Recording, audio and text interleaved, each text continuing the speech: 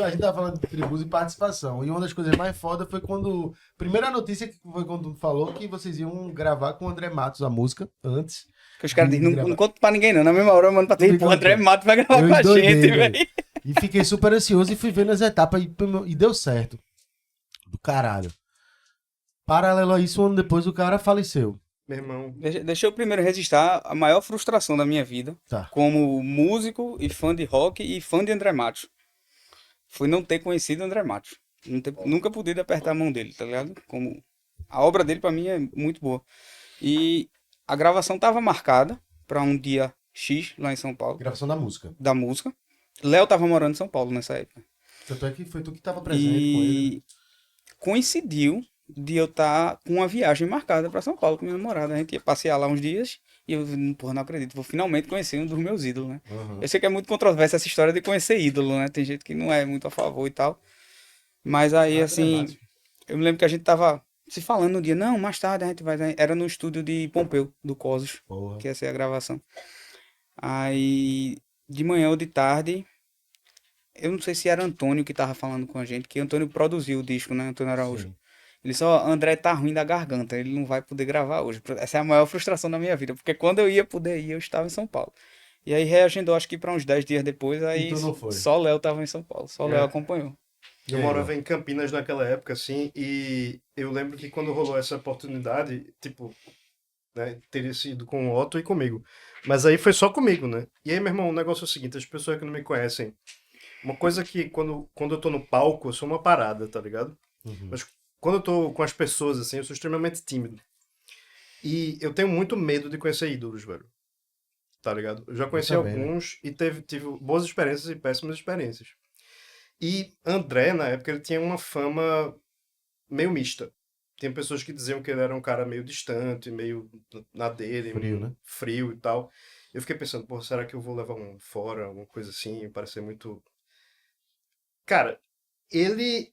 A primeira vez o momento que eu vi ele chegando, você vê um tiozinho, assim, de cabelo muito longo, com aqueles coletes de fotógrafo, saca? Tava um frio do caralho em São Paulo. Tava, tipo assim, 5, 6 graus. E Rapidinho, Léo mandou uma mensagem pra dizer, meu irmão, ele é baixo, pô. ele é muito baixinho, pô. Ele é muito baixinho.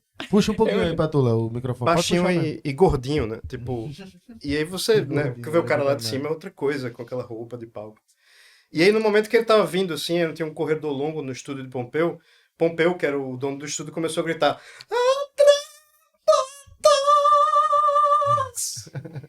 uma onda do cacete, velho. Aí eu. Ok, agora eu acho que eu consigo relaxar.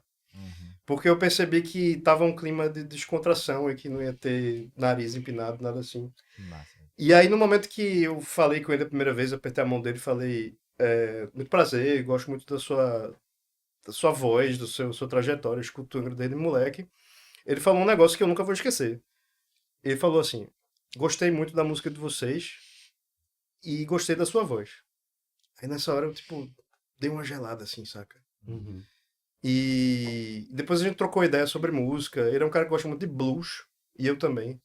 Foda. E aí foi uma coisa que a gente conseguiu trocar em comum. E durante todas essas horas que a gente passou gravando, foi, digamos, umas 6, 7 horas no estúdio, deu pra perceber um pouco, assim, da personalidade dele. E ele não tem nada a ver com essa ideia que se tinha de ser um cara frio, distante. Ele é um cara extremamente culto, inteligente pra cacete, com um repertório enorme, muito meio professorzinho, assim, sabe? Mas sem Saquei. arrogância. Ele gosta de conversar e de falar coisas, de ensinar coisas. Então foi uma experiência foda, assim, cara, que eu nunca vou esquecer esse contato curto que eu tive com o André Matos, assim. Foda. E pra ele topar gravar a música, ele tinha, obviamente, que escutar e aprovar a música antes. Exatamente. E a gente foi um debate para discutir Eu que não me música ia lembro ser. se a gente mandou o álbum ou escolheu uma música. A gente escolheu uma Eu me música. lembro que ele gostou muito da música. É. Né? A Mas música mandou se uma só chama- pra ele ou ele escolheu entre alguns? A gente mandou essa, foi The Mirror. Mandou só essa. Aí, Só tipo, ela, né? a gente fez um voto de confiança, tipo... Não foi meu voto, eu me lembro que ela não é a minha música preferida do álbum. Eu me lembro que eu queria alguma outra Mas música. depois de pronta, né? Você vê que parece que é Agora, perfeita hoje eu pra gosto ela, dela, né? Hoje é a minha parece que foi preferida, feita mas não pra era ela. não. Aí toda vez o cara toca, fica... Porra, velho. E é uma música que ela é feita para duas vozes, então a gente sempre pensou em tipo, gravar com dois vocalistas no começo. Uhum. Então casou bem, porque tem uma voz que faz uma voz meio soturna, assim, e uma voz mais da luz, assim, por assim E dizer. até hoje, 2025, tem 6 anos, né? Foi 19 ou 18? A gente gravou em 18, 2018, 7 anos. Mas eu acho que o É álbum a- sai em 19, né? O Lançou em álbum, o álbum 2019. foi outra história, quase que não sai. Mas até hoje é a última gravação de André Matos, né? Que foi. A gente sabe que ele fez uma outra gravação. A gente Uhum. já teve conhecimento. Eu não lembro o nome da pessoa nem do projeto, mas isso nunca saiu.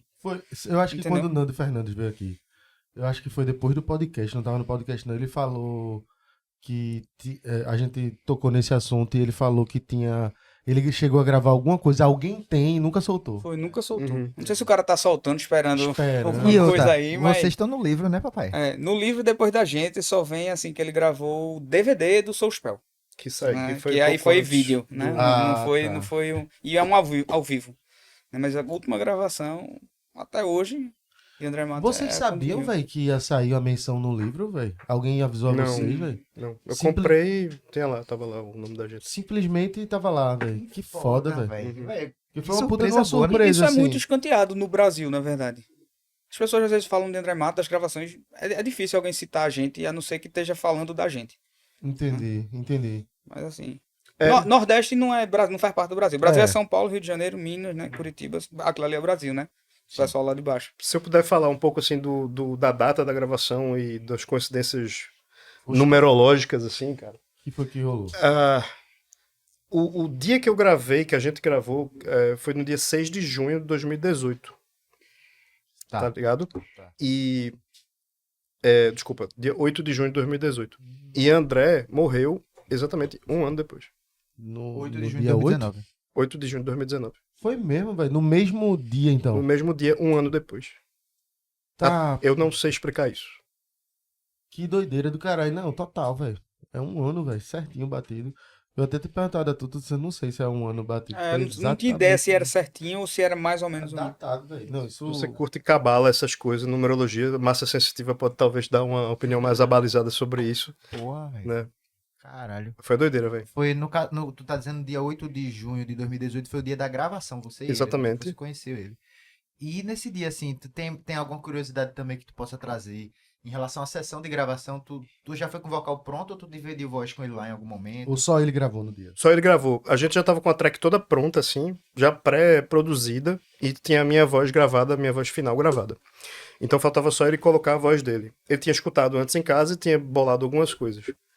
Cara, eu fiquei na mesma sala que André, que era um aquário, assim, aquela parte do estúdio que a gente grava, né? Que grava os instrumentos, as vozes.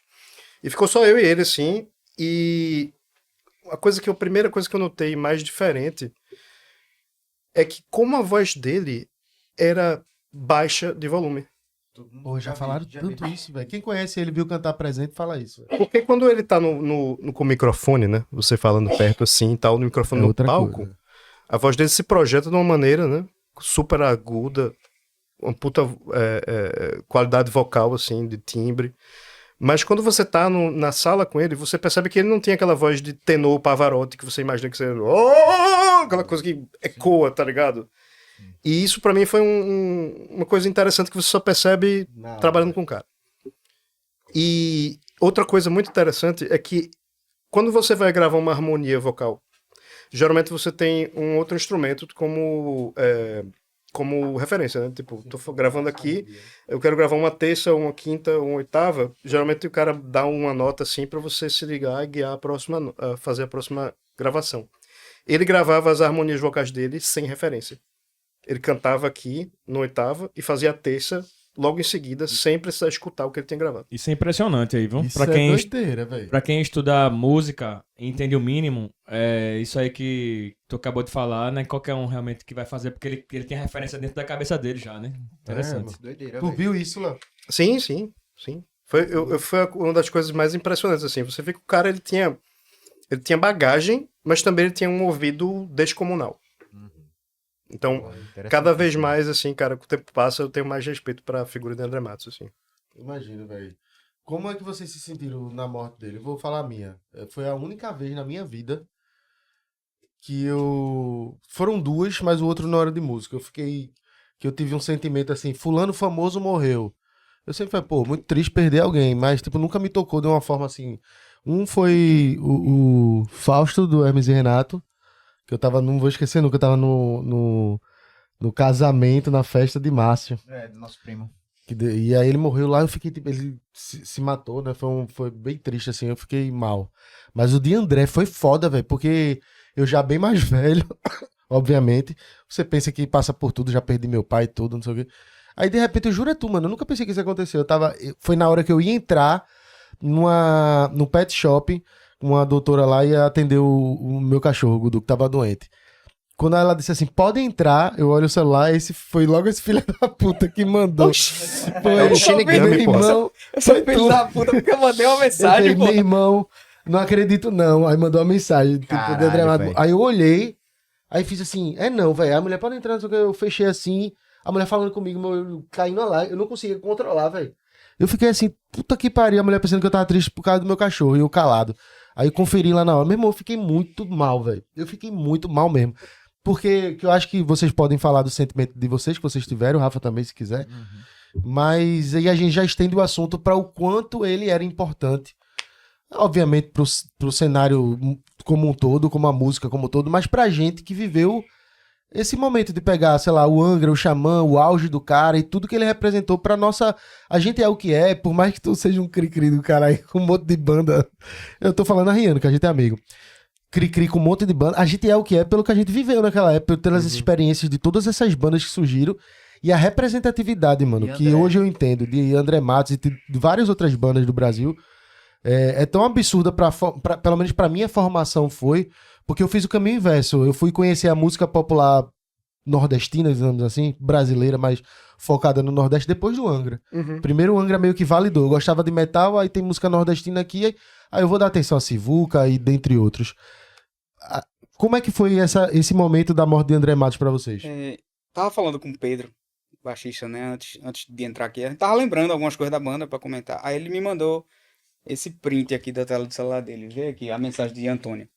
Antônio Araújo do que Matanza, Escosos, né? Atual Matanza. Ele botou: André vai gravar o clipe e não vai cobrar nada além do transporte e hospedagens.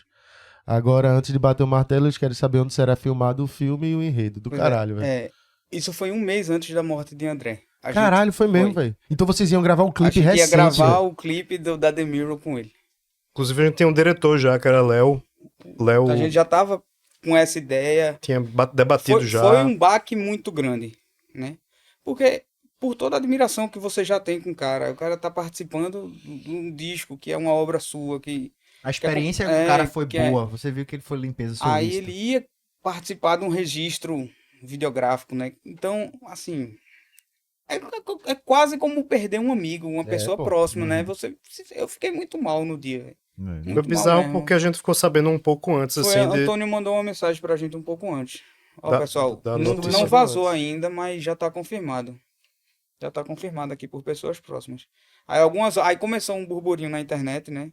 Não sei o que, não sei o que. E aí quando foi no final, devia ser uns 2 para 3 da tarde, quando foi de noitezinha assim, aí começou a sair uma notícia de que ele tinha falecido.